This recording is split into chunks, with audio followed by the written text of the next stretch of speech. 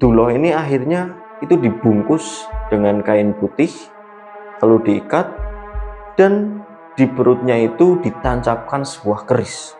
Setelah kerisnya dicabut ini, Duloh yang masih terbungkus kain putih itu langsung melompat dan terbang ke langit. Sambil terbang, dia tertawa-tawa di langit. Setelah hal itu, dia akhirnya seringkali meneror warga-warga di sekitar dengan posisi masih berbalut kain putih. Jadi ini dia bisa dibilang kalau saat ini kita menyebutnya sebagai pocong.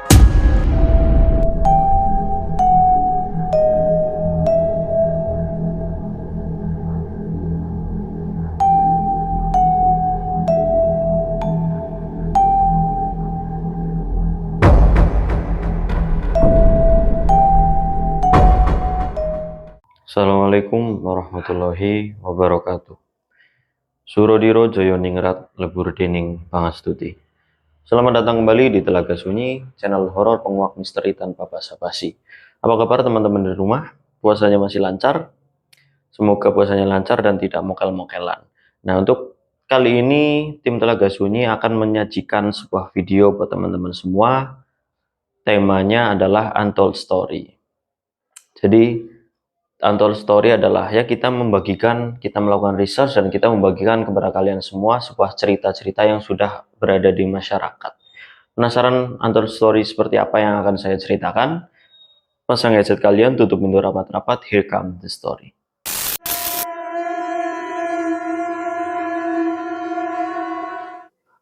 Pocong. Membahas pocong, mungkin di Nusantara itu sudah sangat terkenal dengan hantu pocong. Entah itu dari kalangan orang dewasa maupun kalangan anak-anak, pasti mengetahui soal hantu pocong.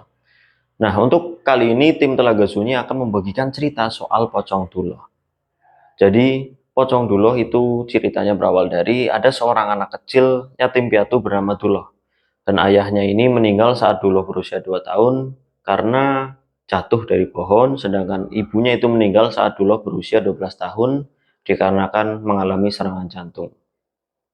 Pasca meninggalnya kedua orang tuanya itu, Duloh itu hidup bersama dengan neneknya.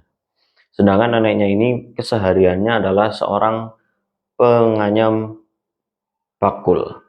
Jadi Duloh dan juga neneknya itu bertahan hidup mengandalkan pemasukan dari neneknya tersebut. Hingga tibalah suatu saat neneknya ini benar-benar tidak mendapatkan pemasukan dari penjualan bakulnya tersebut. Hari-hari mereka diliputi dengan sebuah kelaparan. Jadi mereka hanya bisa mengkonsumsi air putih untuk diminum sampai kembung. Tapi mau sebanyak apapun mereka meminum air putih, kelaparan itu tidak pernah hilang dari perut mereka. Sampai akhirnya suatu hari neneknya ini berpesan kepada Duloh, "Dul, pergilah kamu sana, cari kerja, agar kamu nanti bisa makan dan gak kelaparan terus seperti ini." Awalnya Duloh menolak karena ya dia ingin terus bersama neneknya. Akhirnya setelah diyakinkan oleh neneknya, Duloh ini akhirnya menyetujui.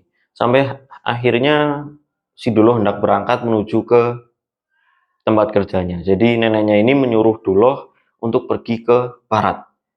Tanpa tujuan yang pasti, tapi neneknya ini hanya bilang, kamu pergilah ke barat, ikuti jalan setapak itu dan nanti kamu pasti akan menemukan sebuah kerjaan. Saat hendak berangkat, neneknya ini memberikan suatu titipan kepada Duloh. Duloh, nenek hanya punya ini yang bisa saya bawakan kepada kamu, yaitu sebuah keris kecil. Jagalah keris ini baik-baik. Apapun situasi kondisinya, kamu harus tetap menjaga keris ini. Dan Duloh itu bertanya kepada neneknya, nanti setelah saya banyak uang, saya akan kembali ke sini dan juga saya akan membantu kehidupan nenek. Lalu ucapan Duloh itu langsung ditepis oleh neneknya bahwa kamu nggak usah balik lagi ke sini, kamu fokus saja ke dirimu sendiri, tidak usah memikirkan nenek. Nenek juga usianya sudah tidak akan lama lagi, jadi kamu nggak usah repot-repot mikirin nenek. Setelah mereka beradu mulut, akhirnya Duloh itu mengalah dan akhirnya ia berangkat menuju ke arah barat. Jadi Duloh terus menyusuri jalan setapak ke arah barat ini tanpa tahu apa yang akan menjadi tujuannya. Dia benar-benar tidak membawa bekal apapun hanya bermodalkan keris kecil yang dititipi oleh neneknya itu tadi. Singkat cerita, Duloh akhirnya dihajar lagi oleh rasa laparnya yang teramat sangat. Hingga akhirnya Duloh itu tergeletak di jalan dan tidak sadarkan diri. Setelah tidak sadarkan diri, Duloh sempat bangun, akan tapi karena rasa lemasnya yang teramat sangat itu, dia tidak bisa bangun. Akhirnya dia terus tergeletak di situ selama beberapa hari. Hingga suatu hari ada sebuah delman yang melintasi jalan tersebut. Jadi ini sore menjelang malam ada sebuah delman yang melintasi jalan setapak itu. Terus sang kusir ini melihat bahwasanya ada seseorang yang tergeletak di sana. Lalu dia bilang kepada penumpangnya bahwa di sana ada seseorang. Akhirnya turunlah seorang wanita. Wanita ini cantik, berpakaian seperti seorang bangsawan. Ya pokoknya seperti orang-orang yang pada saat itu memiliki kedudukan. Wanita itu akhirnya mendekati Duloh dan dia terkejut. Ternyata yang terkapar di jalan ini adalah seorang anak kecil. Lalu bertanyalah wanita itu kepada kusirnya, "Pak, kamu kenal anak ini?" "Enggak," jawab Pak Kusir. "Mungkin dia dari desa seberang, Nyai." Jadi perempuan ini adalah bernama Inggit. Dan Inggit adalah seorang istri dari seorang bangsawan di desa Bojong Pinang. Singkat cerita, akhirnya si Inggit ini membagikan sebuah air minum kepada Duloh. Saat sudah diminumi, Duloh ini perlahan itu sadar. Dan dia juga kaget bahwa di situ sudah ada seorang wanita dan juga seorang kusir tadi. Lalu si Inggit ini mencoba bertanya kepada Duloh secara pelan-pelan. "Nama kamu siapa? Asal kamu dari mana?" Tapi karena Duloh yang masih merasa shock, dia tidak bisa menjawab pertanyaan itu. Dia hanya mengasungkan tangannya ke arah timur. Dan akhirnya setelah beberapa pembicaraan, Inggit ini memutuskan untuk mengajak Duloh dan mengantarkannya. Akhirnya Duloh itu digendong oleh kusirnya menuju ke delman. Mereka terus berjalan ke arah timur menuju ke rumah neneknya. Sesampainya di rumah neneknya, ternyata nenek Duloh ini sudah meninggal dunia. Jadi begitu tiba di sana, masuk ke dalam rumah, neneknya itu sudah terkapar berbaring meninggal. Melihat kondisi Duloh yang terpukul, sedih, dan campur aduk itu, Inggit akhirnya memutuskan untuk memberikan tawaran untuk mengajak Duloh agar bekerja di tempatnya, yaitu di desa Bojong Pinang. Setelah beberapa perundingan, akhirnya Duloh ini ikut bersama Inggit. Dan singkat cerita sampailah di desa Bojong Pinang. Jadi rumah Inggit ini tuh sangat amat besar, sangat besar, dan Duloh itu takjub. Dia belum pernah sebelumnya melihat rumah sebesar ini. Jadi suami Inggit adalah Raden Sanjaya atau biasa dipanggil Raden Jaya. Dia adalah seorang saudagar di desa Bojong Pinang itu. Akhirnya setelah dijamu, Raden Jaya itu mempersilahkan Duloh untuk masuk dan diajak makan bersama. Duloh di situ dengan pakaian yang compang-camping, benar-benar lusuh dan ya tidak terurus. Itu mereka melakukan percakapan. Jadi Duloh ini disambut langsung ke dalam rumahnya lalu diberi makan. Dan Raden Jaya dan juga Inggit ini memiliki seorang anak perempuan, yaitu bernama Rara. Dan kurang lebih Rara ini seumuran dengan Duloh. Raden Jaya ini bertanya-tanya kepada Duloh mengenai asal-usul dirinya dan aktivitasnya sebelumnya itu ngapain aja. Dan akhirnya setelah percakapan itu selesai, Raden Jaya menawarkan kepada Duloh untuk bekerja di sini dan Duloh itu mau. Singkat cerita, setelah makan itu selesai, Duloh diantar oleh Raden Jaya menuju ke suatu gubuk. Jadi gubuk ini agak terpisah dari rumah utama Raden Jaya. Jadi melewati pesawahan dan ya di situ ada gubuk. Jadi Duloh ini nantinya akan diberi pekerjaan oleh Raden Jaya menjadi seorang penjaga kerbau.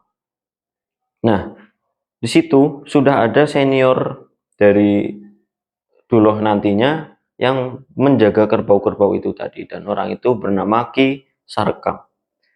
Akhirnya Raden Jaya itu memanggil Ki Sarkam untuk bahwasanya mengenalkan bahwasanya ini ada anak bernama Duloh dan nantinya dia akan membantu kamu dalam mengurus kerbau. Akhirnya setelah diperkenalkan, dipertemukan, Raden Jaya meninggalkan mereka berdua. Di sini Duloh memiliki feeling perasaan tidak enak bahwasanya Ki Sarkam ini bukan seorang yang menyenangkan. Jadi begitu dia melihat adanya Duloh di situ, dia sudah melihat mimik wajahnya itu sudah sangat seperti orang tidak senang. Ya, betul lah. Jadi keseharian setelah Duloh tinggal di situ, Ki Sarkam ini memperlakukan Duloh dengan sangat tidak baik. Jadi biasa rutin pagi dan sore dan juga siang itu ada seseorang yang mengirim makanan kepada Duloh dan juga Ki Sarkam. Jadi saat dikirim makanan, lauk pauk milik Duloh ini selalu dibuang oleh Ki Sarkam. Duloh yang tidak tahan itu hanya bisa menahan perasaan tidak senangnya dalam hatinya. Akhirnya hari terus berjalan, kurang lebih 12 tahun setelah itu, Duloh sudah tumbuh dewasa dan dia juga sudah berpisah gubuk dengan Ki Sarkam.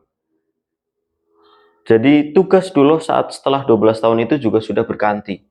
Yang tadinya dia mengurus kerbau, kali ini dia sudah dipercaya oleh Raden Jaya untuk mengurusi sawah, kurang lebih ada 5 bidang. Tiba suatu hari, saat dia sedang mencangkul sawah, dia mendengar obrolan dari ibu-ibu yang ada di situ. Mereka membicarakan soal Rara. Jadi Rara pun sudah tumbuh dewasa menjadi gadis yang cantik jelita. Jadi ibu-ibu itu membicarakan bahwasanya ini kemarin Lala habis terpatok ular dan sampai sekarang dia belum sembuh. Jadi saat Rara ini di sawah atau bagaimana dia itu dipatok oleh ular. Mendengar hal itu, Duloh itu kaget dan tanpa basa-basi dia langsung menuju ke rumah Raden Jaya. Saat sudah sampai di rumah Raden Jaya, dia melihat Rara itu sedang dalam tahap pengobatan. Jadi Raden Jaya itu memberikan obat-obatan tradisional kepada Rara. Namun tidak memberikan efek apapun pada Rara. Sampai akhirnya Duloh itu teringat. Dia itu dulu pernah dibawain keris oleh neneknya. Jadi Duloh bilang kepada Raden Jaya bahwasanya, "Punten, saya ini punya cara untuk mengobati Rara. Apakah saya diperbolehkan untuk mengobati Rara?" Tanya Duloh kepada Raden Jaya. Akhirnya setelah rembukan itu tadi, Raden Jaya mempersilahkan Duloh untuk melakukan pengobatan. Tanpa basa-basi, dia langsung bergegas kembali ke gubuknya untuk mengambil keris itu tadi. Dan juga setelah keris diambil, dia langsung kembali. Nah, saat sudah berada di kamar Rara itu tadi, keris yang dibawanya ini ditempelkan ke luka persis gigitan ular. Hanya ditempelkan, namun seketika itu Rara ini langsung sembuh. Bahkan bekas gigitannya juga menghilang. Sontak orang-orang di situ kaget semua, termasuk di situ ada Inggit, ada Ibu Inggit, ada Raden Jaya dan juga Rara itu sendiri. Melihat Rara yang langsung sembuh, mereka itu bertanya-tanya, "Kamu menggunakan pengobatan metode apa? Kok bisa langsung sembuh seperti ini?"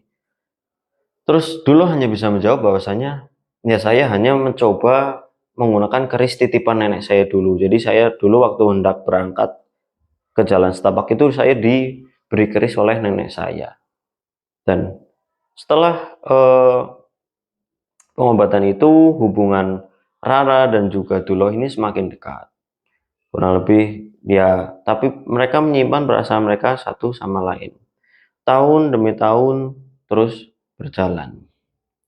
Nah, di sini melihat Duloh yang sudah mendapatkan kepercayaan yang lebih dari Raden Jaya, jadi dia memiliki banyak tanggung jawab yang lebih. Dan di sisi lain, Ki Sarkam itu merasa iri. Dan saat pengobatan itu tadi, ternyata dia itu diam-diam memperhatikan Duloh. Dan saya lupa menambahkan bahwasanya setelah pengobatan itu, Raden Jaya ini sempat memberi penawaran kepada Duloh untuk membeli keris itu tadi dengan harga yang tidak murah. Namun Duloh itu menolak karena dia merasa itu titipan satu-satunya dari mendiang neneknya. Nah, di satu sisi lain, Ki Sarkam ini ternyata memperhatikan secara diam-diam dan dia juga akhirnya mengincar keris itu tadi. Sampai suatu malam, Ki Sarkam ini diam-diam menuju ke gubuknya Duloh dengan harapan untuk mengambil keris itu tadi. Saat sudah memasuki gubuk, Ki Sarkam ini mencoba mengambil kerisnya Duloh. Namun saat Ki Sarkam mencoba hal itu, Duloh ternyata terbangun. Saat dia tahu kerisnya hendak diambil, dia langsung menendang Ki Sarkam itu tadi, hingga akhirnya dia terpelantar ke luar gubuk. Dan Ki Sarkam yang emosi akhirnya dia melakukan tindak kekerasan. Dan dengan cara akhirnya dia membacok Duloh sampai hingga mati. Setelah terbacok itu tadi, dia buru-buru membereskan mayat Duloh dan menguburnya di belakang gubuk Duloh persis. Dia membereskan bercak-bercak darah juga dan akhirnya dia menyimpan keris itu tadi. Dan keesokan harinya datanglah seorang yang biasa mengantarkan makanan-makanan menuju ke Duloh. Dari pagi dia mencari Duloh dan dia tidak menemukan Duloh. Di gubuk tidak ada, di sawah tidak ada. Ki Sarkam yang mengetahui hal itu, dia hanya diam saja dan pura-pura tidak mengetahui. Dan orang suruhan yang biasa mengantarkan makanan ini akhirnya laporan kepada Nyai Inggit. Dia lapor bahwasanya Duloh itu tidak bisa ditemukan di mana saja. Karena Nyai Inggit penasaran bahwa Duloh itu biasanya tidak seperti ini. Akhirnya dia memanggil Ki Sarkam untuk bertanya-tanya. Datanglah Ki Sarkam menuju ke rumah Nyai Inggit. Di situ Nyai Inggit bertanya, dia melihat Duloh atau tidak dan lain sebagainya. Dan akhirnya datang juga Raden Jaya. Akhirnya percakapan mereka ini tidak menemukan hasil bahwasanya Duloh itu ada di mana. Namun secara tiba-tiba muncullah Duloh dari sisi yang lain. Dia mengucap, Raden sedang mencari saya. Begitu kagetnya Ki Sarkam melihat bahwasanya Duloh ini ada di situ. Dia masih ingat betul bahwasanya dia sudah mengubur Duloh tadi malam di belakang gubuknya. Dan dia juga sudah memenggal kepalanya menjadi dua. Dan saat ini dia melihat bahwasanya di situ ada Duloh dengan keadaan tubuh utuh, tidak ada lecet dan tidak ada goresan luka sedikit pun. Oh, kamu dari mana saja Duloh? Tanya Raden Jaya kepada Duloh. Saya dari tadi di sawah, Raden. Saya sedang mencangkul sawah dari pagi. Melihat jawaban Duloh yang seperti tidak ada apa-apa, akhirnya Raden Jaya ini memutuskan untuk membubarkan perkumpulan itu tadi. Duloh kembali ke sawahnya, Ki Sarkam juga kembali ke gubuknya. Saat di perjalanan pulang, Ki Sarkam ini benar-benar bertanya-tanya, kok bisa dia hidup lagi? Padahal saya tadi malam sudah benar-benar memastikan bahwa Duloh ini sudah mati. Sampai akhirnya dia mencoba mengecek keris yang tadinya sudah diambil olehnya tadi malam setelah membunuh Duloh. Dan saat sudah melihat penyimpanan kerisnya itu sudah tidak ada, ternyata keris itu sudah kembali di Duloh. Di situ Ki Sarkam sudah dipenuhi dengan pikiran-pikiran aneh, pikiran-pikiran untuk semakin menjatuhkan Duloh. Nah, karena dia rasa penasarannya sangat tinggi, akhirnya malam berikutnya dia kembali lagi mengendap-endap untuk mencoba mengambil keris itu lagi. Setelah dia mengendap-endap, dia masuk ke gubuk Duloh, dia mengambil keris itu dan dia menusuk Duloh tepat di dadanya menggunakan golok. Di situ dia kembali tewas. Dan kali ini Ki Sarkam juga benar-benar memperhatikan setiap detail bagaimana tubuh dia dikubur, bekas lukanya, dan dia juga memastikan bahwasanya keris itu ada di tangannya. Setelah hendak mengubur jasad Duloh itu tadi, Ki Sarkam ini berpikiran bahwasanya kayaknya kita coba ganti metode. Gimana kalau nggak dikubur? Akhirnya Ki Sarkam ini memutuskan untuk melarutkan jasad Duloh di sungai. Singkat cerita, Duloh sudah dilarutkan di sungai dan Ki Sarkam juga sudah membereskan bekas-bekas pembunuhannya itu tadi, dan dia juga menyimpan kerisnya. Dan keesokan harinya, paginya, Ki Sarkam ini benar-benar kaget. Dia melihat Duloh sudah kembali lagi mencangkul di sawah. Dia seperti benar-benar orang tidak mengalami kejadian apapun, tidak ada bekas luka apapun, dia benar-benar Duloh seperti biasanya. Karena Ki Sarkam ini emosi, akhirnya dia mendatangi Duloh. Setelah sampai di depan muka Duloh, Ki Sarkam ini langsung menampar Duloh. Ngaku kamu itu punya ilmu apa sebenarnya Duloh? Apa yang kamu maksud Ki?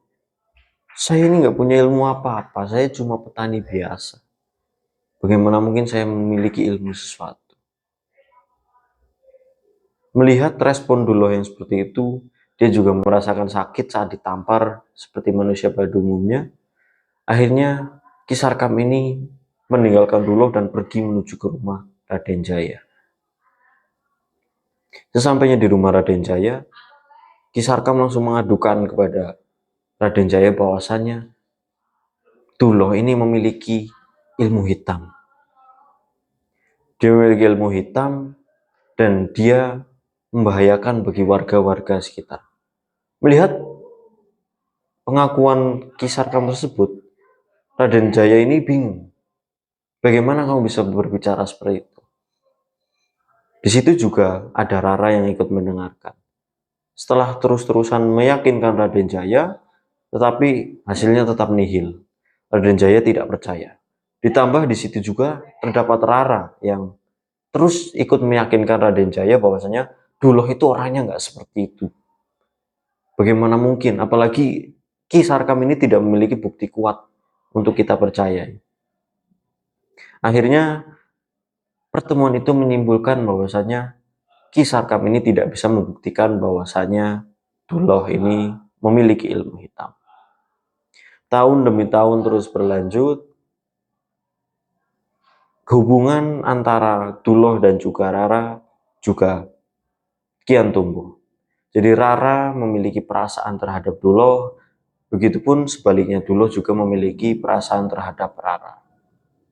Mengetahui putrinya ini memiliki perasaan terhadap Duloh, Raden Jaya dan juga Nyai Inggit itu bingung. Dia juga tidak ingin bahwasanya nantinya Rara ini akhirnya berhubungan dengan Duloh. Sampai akhirnya Raden Jaya ini memutuskan untuk menjodohkan Rara dengan seorang putra dari seseorang yang ternama di Lampung. Dan orang tersebut bernama Raden Sangiang. Tidak lama setelah menentukan hal itu, akhirnya pernikahan antara Rara dan juga Sangiang ini dilangsungkan. Pernikahannya itu begitu mewah. Di situ Raden Jaya menyembelih 5 kerbau. Dan juga pesta pernikahannya itu berlangsung 7 hari, 7 malam. Di lain sisi, Rara ini masih memiliki perasaan terhadap Duloh. Walaupun diri ini sudah melakukan pernikahan dengan Raden Sangiang. Dan Raden Sangiang ini orang yang tampan, orang yang ternampan, dan orang yang memiliki kedudukan. Jadi kalau disandingkan dengan Rara itu sangat amat cocok. Saat pesta pernikahannya itu berlangsung, Rara itu terus-menerus menunggu Duloh untuk datang di pesta pernikahannya. Tapi tanpa sepengetahuan Rara, Duloh itu dilarang datang oleh Raden Jaya untuk menghadiri pernikahan putrinya. Sampai pesta pernikahan itu selesai, Duloh tidak datang dan Rara juga tidak mengetahui hal itu. Hari demi hari, bulan demi bulan terus berlangsung, pernikahan Rara dan Sangiang ini berjalan sebagaimana mestinya. Namun, di sisi lain Rara perasaannya malah justru semakin tumbuh terhadap Duloh dari hari ke hari. Sampai suatu malam, Rara yang sudah tidak tahan untuk menahan perasaannya ini, akhirnya diam-diam menghampiri gubuknya Duloh. Jadi dia diam-diam ke gubuk Duloh. Saat dia sudah sampai di gubuk Duloh, mereka jujur satu sama lain tentang perasaan mereka. Akhirnya mereka di situ singkat cerita melakukan hubungan intim dan lain sebagainya. Namun tanpa mereka berdua sadari, ada yang mengintai mereka secara diam-diam. Mengetahui hal itu, Ki Sarkam langsung menuju ke rumah Raden Jaya dan melaporkan hal tersebut. Mendengar laporan tersebut, Raden Jaya dan juga Sangiang itu kaget bukan main. Tanpa pikir panjang, mereka langsung mengajak warga-warga sekitar untuk menggerebek gubuknya Duloh tersebut. Akhirnya mereka menggerebek gubuk tersebut, dan saat penggerebekan itu terjadi, Duloh dan juga Rara ini masih dalam keadaan tanpa busana. Melihat warga pada datang dan juga orang tuanya, Rara langsung sigap menarik kain untuk menutupi tubuhnya. Sedangkan Duloh itu sendiri tidak sempat untuk melakukan penutupan tubuh, sudah terlanjur diarak oleh warga. Di situ Duloh akhirnya dianiaya oleh warga sekitar, dihakimi, sampai akhirnya dia tewas. Lah, dari berbagai warga tersebut, ada seorang warga yang di situ bisa dibilang menjadi seorang dukun. Setelah meninggalnya Duloh itu tadi, dukun itu berbicara kepada Raden Jaya bahwasanya Duloh ini memiliki suatu ilmu, yakni ilmu Pancasona. Nah, disitulah Ki Sarka menambahi bahwasanya apa yang saya bilang, Raden. Selama ini saya juga sudah membuktikan bahwasanya Duloh ini memiliki ilmu hitam. Akhirnya setelah mendengarkan penjelasan dari dukun itu dan juga Ki Sarkam, Raden Jaya akhirnya mempercayainya. Jadi kebetulan Duloh ini memiliki ilmu Pancasona. Jadi ilmu Pancasona ini adalah dia bisa hidup kembali. Dan Duloh ini kebetulan mendapatkan ilmu itu berdasarkan dari keturunan-keturunannya. Singkat cerita, akhirnya untuk membuktikan ilmu tersebut benar tidaknya, akhirnya jasad Duloh ini tidak dikuburkan atau dibuang. Jadi jasad Duloh ini diletakkan di depan rumah Raden Jaya. Rara yang melihat hal itu hanya bisa nangis terseduh tanpa melakukan suatu apapun. Singkat cerita, besok paginya saat orang-orang mulai beraktivitas dan mereka itu menyadari bahwasanya jasad dari Duloh ini sudah menghilang. Dan akhirnya Raden Jaya itu lebih mempercayai apa penuturan dukun tadi malam. Saat ditemui lagi, Duloh ini ditanyai tentang hal yang semalam terjadi, dia itu tidak ingat. Dia itu seperti orang tidak ada masalah, sebagaimana pada hari-hari biasanya. Akhirnya setelah mengetahui hal itu, Raden Jaya untuk kembali memutuskan untuk memukuli si Duloh ini. Tapi kali ini tidak sampai tewas.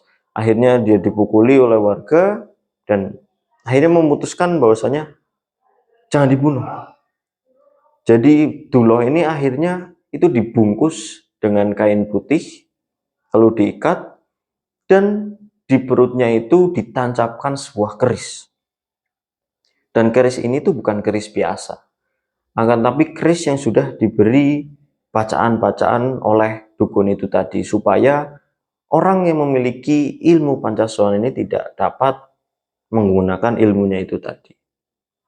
Setelah prosesi itu selesai, akhirnya di situ diputuskan bahwa jasad Duloh ini bukan jasad, tapi tubuh Duloh ini itu dibuang ke lembah. Nah, di sekitar wilayah situ itu terdapat lembah yang dalam. Nah, setelah sepakat akhirnya jasad Duloh ini dibuang ke lembah tersebut. Setelah akhirnya diarak, dibawa menuju ke tepian lembah itu, tanpa basa-basi, jasad tubuh Duloh ini langsung dilemparkan ke dalam lembah tersebut. Melihat Duloh yang dilemparkan ke dalam lembah, Rara ini tidak sanggup untuk menahan dirinya. Akhirnya setelah ia memberontak, dia itu ikut terjun ke dalam lembah tersebut. Jadi setelah berhasil melewati jagalan-jagalan orang, Rara ikut terjun. Saking dalamnya lembah tersebut, akhirnya Rara ini kehilangan nyawanya. Jadi pada akhirnya tidak ada orang yang berani turun untuk menolong Rara. Karena lembah itu sangat dalam dan dia tidak tahu medannya itu seperti apa. Akhirnya lembah itu dinamakan sebagai Lembah Rara. Jadi dari perspektif di bawah lembah, di situ Rara itu posisinya berada di sebelah Duloh. Jadi Duloh hanya bisa melihat bahwasannya Rara ini terkapar meninggal di sisinya. Tahun demi tahun berlalu sampai akhirnya lembah ini posisinya agak naik. Sudah tidak terlalu dalam karena sudah termakan waktu. Jadi naik. Warga desa di sekitar situ pun sudah beda. Jadi bisa dibilang antara zaman Raden Jaya dan juga zaman yang saat ini saya bicarakan itu sudah berbeda, sudah beda generasi. Nah, sehingga suatu hari ada seorang yang sedang mengarit. Mengarit itu yang mencari rumput, biasanya untuk hewan-hewan ternaknya. Nah, di situ dia itu sedang menggali-gali tanah. Saat dia menggali-gali, di situ dia menemukan sosok kain putih dan terdapat keris di perutnya. Nah, tanpa pikir panjang, orang ini itu langsung mencabut keris tersebut.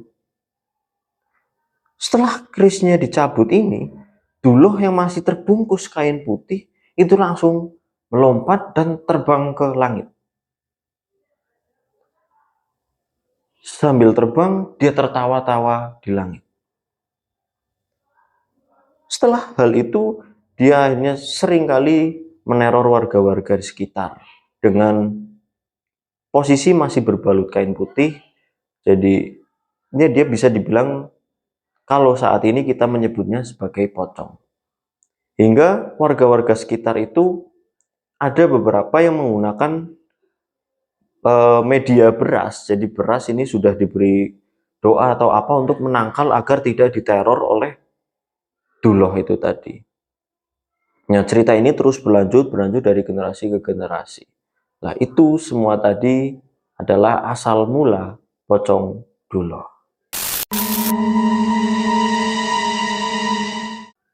Ya, mungkin itu saja untuk video kali ini. Apabila masih terbanyak kekurangan, kami mohon maaf, dan apabila ada kelebihan, itu hanya semata-matanya dari Allah Subhanahu wa taala. Dan buat teman-teman yang sedang melaksanakan ibadah puasa, tetap semangat puasanya. Dan biasanya kalau sedang berbuka atau bersahur itu paling enak kan sambil menonton sesuatu. Nah, kalian bisa menemani sahur kalian atau buka puasa kalian dengan menonton video-video dari Telaga Sunyi. Terima kasih sudah menonton, tetap dukung terus channel ini. Assalamualaikum warahmatullahi wabarakatuh.